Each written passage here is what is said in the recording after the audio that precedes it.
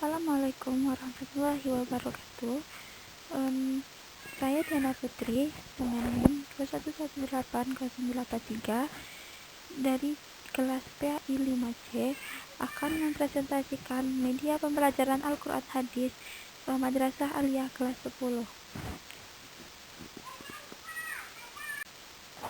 Yang pertama, kedudukan Al-Quran. Al-Quran merupakan sumber pokok bagi ajaran Islam. Al-Quran juga merupakan sumber hukum yang utama dan pertama dalam Islam. Sebagai sumber pokok ajaran Islam, Al-Quran berisi ajaran-ajaran yang lengkap dan sempurna yang meliputi seluruh aspek yang dibutuhkan dalam kehidupan umat manusia, terutama umat Islam. Sebagai sumber hukum, Al-Quran telah memberikan tata aturan yang lengkap, ada yang bersifat detail atau tafsil, dan ada juga yang bersifat global yaitu mujmal. Al-Quran mengatur dengan disertai konsekuensi-konsekuensi demi terciptanya tatanan kehidupan manusia yang teratur, harmonis, bahagia, dan sejahtera, baik lahir maupun batin. Selanjutnya, fungsi dan tujuan Al-Quran. Fungsi dan tujuan Al-Quran yang pertama yaitu Al-Quran sebagai petunjuk bagi manusia. Al-Quran telah diturunkan oleh Allah Subhanahu wa Ta'ala kepada Nabi Shallallahu Alaihi Wasallam melalui perantaraan malaikat Jibril alaihi salam sebagai petunjuk bagi manusia. Dengan mengikuti petunjuk Al-Quran tersebut, manusia akan mempunyai arah dan tujuan hidup yang jelas dalam menjalani hidup dan kehidupannya.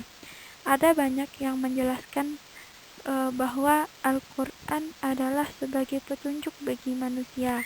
Salah satunya yang terdapat dalam Al-Quran surat Al-Baqarah ayat 2 yang artinya, kitab Al-Quran ini tidak ada keraguan padanya, petunjuk bagi mereka yang bertakwa. Fungsi yang kedua yaitu Al-Quran sebagai sumber pokok ajaran Islam. Salah satu fungsi penting Al-Quran lainnya adalah sebagai pokok ajaran Islam. Ajaran Islam yang bersumber dari Al-Quran mutlak kebenarannya dan ajaran yang paling sempurna.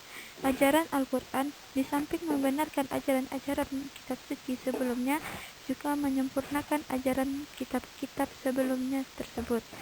Al-Quran berisi tentang pokok-pokok dasar-dasar ajaran Islam yang berkenaan dengan masalah ketauhidan, ibadah, akhlak, hukum, dan segala hal yang dibutuhkan manusia dalam kehidupannya.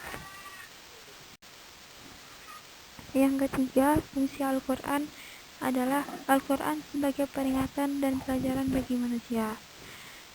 Sebagai peringatan dan pelajaran bagi manusia, maksudnya adalah Al-Quran merupakan kitab suci dengan konsep ajaran yang salah satu ajarannya adalah berupa sejarah atau kisah umat terdahulu.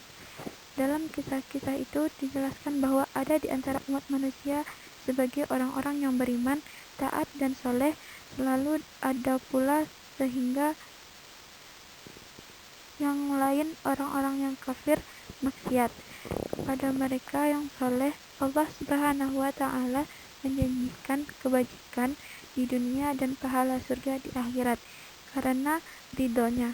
Sebaliknya kepada mereka yang kafir, durhaka, dan tidak soleh, Allah Subhanahu wa Ta'ala mengancam dengan ancaman hukuman dan azab baik di dunia maupun di akhirat. Dan dalam banyak ayat-ayat Al-Quran, Allah Subhanahu wa Ta'ala membuktikan janji dan ancaman tersebut.